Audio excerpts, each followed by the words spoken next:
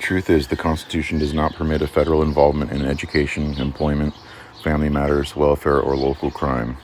Yes, let me say it again. The words or anything like unto them, education, employment, family matters, or crime, are not found in the Constitution. The word welfare is in the Constitution, but not in the sense of gift giving. Nor is there an amendment to the Constitution that gives the federal government a role in any of these areas. Article 1, Section 8 has 18 paragraphs where federal authorization is permitted, and these are grouped into 4 specific areas: the power to tax, pay the debt, provide for the general welfare, and provide for the common defense. All other areas of authority were left with the states as per the wordage of Amendment 10. Quote, the powers not delegated to the United States by the Constitution, nor prohibited by it to the states, are reserved to the states respectively or to the people. Unquote. The founders knew that all governments like to grow and absorb decision-making power to them. They always have and always will.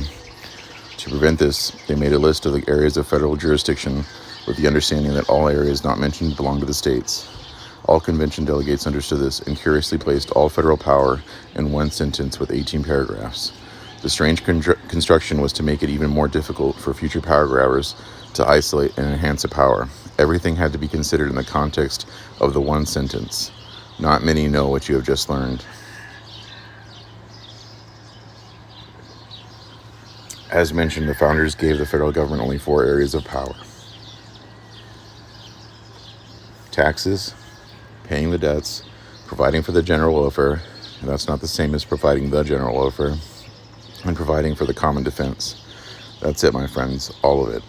All 4 powers are identified before the first semicolon in Section 8, Article 1. That following are simply qualifiers of these 4. Quote, but all duties, imposts, and excises shall be uniform throughout the U.S., end quote. These were different types of taxes. There were no qualifiers on paying our debts.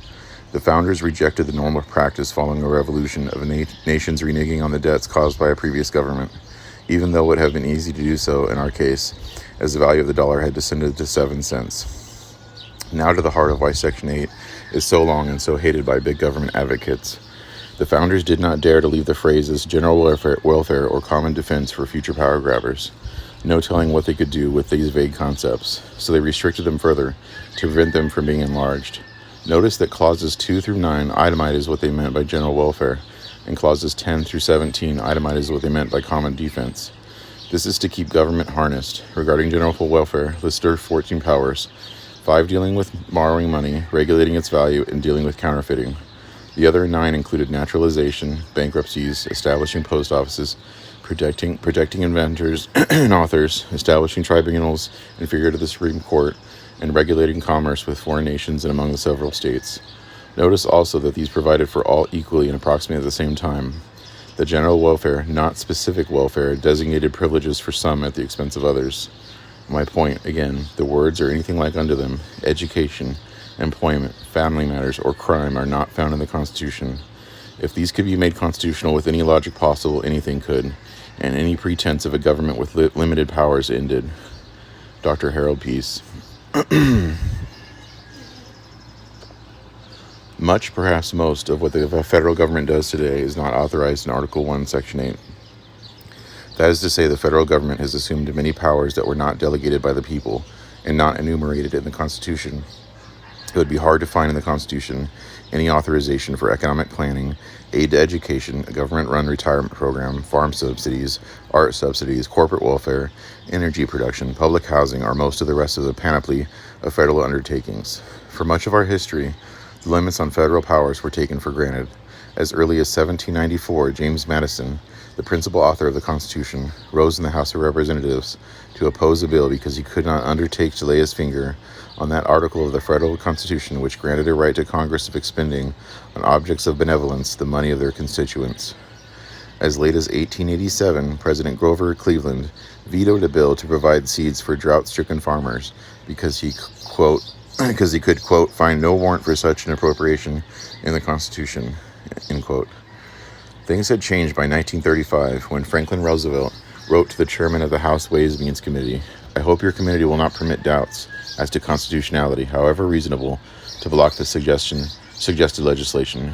33 years later, Rexford Tugwell, one of Roosevelt's principal advisors, admitted, quote, To the extent that these New Deal policies developed, they were tortured interpretations of a document intended to prevent them, end quote. Today it seems we do not even ask where Congress finds constitutional authority to pass the laws it does. It's hard to remember when a member of Congress rose to ask, where in the Constitution do we find this power? Should an outside critic do so, he will likely be referred to the Constitution's preamble. Quote, we the people of the United States, in order to form a more perfect union, establish justice, ensure domestic tranquility, provide for the common defense, promote the general welfare, and secure the blessings of liberty to ourselves and our posterity, do ordain and establish this Constitution of the United States. The mention of general welfare, it will be said, authorizes virtually anything Congress wants to do, but that is a misreading of the General Welfare Clause. Of course, as Locke and Hume argued, we create government to enhance our welfare in the broadest sense.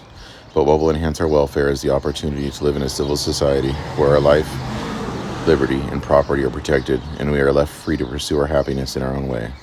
Our welfare is decidedly not enhanced by a limitless government, aggregating to itself the power to decide that anything from a Chrysler bailout to a V-chip to a job training program would be good for us. A narrow criticism of this expansive reading of the General Welfare Clause is that by general welfare, their framers were making that clear that the government must act in the interest of all, not on behalf of any particular person or group, but virtually everything Congress does today involves taking money from some people to give it to others.